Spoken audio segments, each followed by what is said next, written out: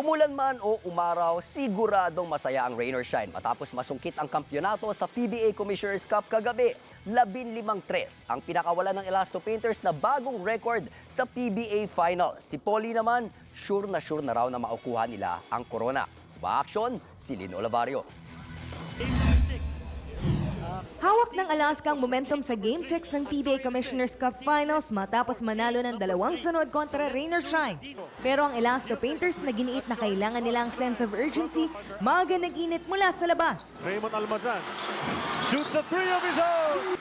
Si Polly, nagpakawala ng 15 straight points sa first quarter, kabilang ang 4 na 3. Per game, now they already have 6. And by the way, seven. Sa second period, si Jericho Cruz naman ang ginanahan na magapalalo ang kanilang lamang sa 23, 56-33. Pero 3 sunod-sunod na 3 ang pinasok ng Aces sa pagtatapos ng yugto para dumikit sa halftime 59-49. Balik kay Dozier, siya naman ang titira ng 3. Wow! Sa third period, muling nakalayo ang Ross salamat sa balancing opensa.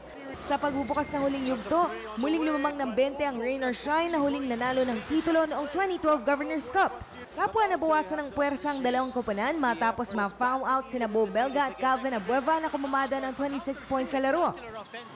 Natapyas ng isa sa lamang sa 12 sa last 2 minutes pero hanggang dito na lang ang inaasahan nilang Himalaska.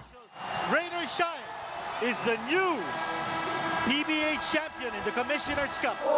Sa final score na 109-92 na pagbunyagyan ng rain or shine ang tinaguriang Battle of the Bridesmaids kontra Alaska para masungkit ang kanilang second franchise title at ikapito naman para kay rain or shine coach Yang Giao.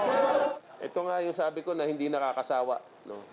Kahit araw-araw manalo ko ng championship, okay sa akin. No? Hindi ito nakakasawa.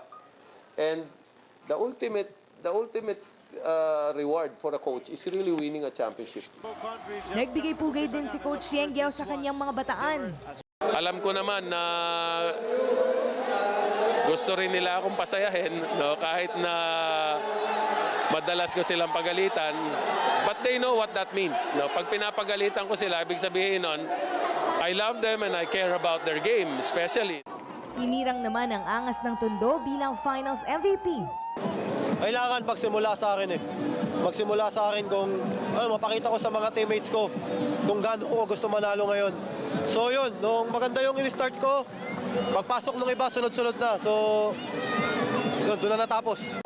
Masakit man ang ikatlong sunod na runner-up finish, nananatiling proud si Alaska coach Alex Compton sa kanyang team.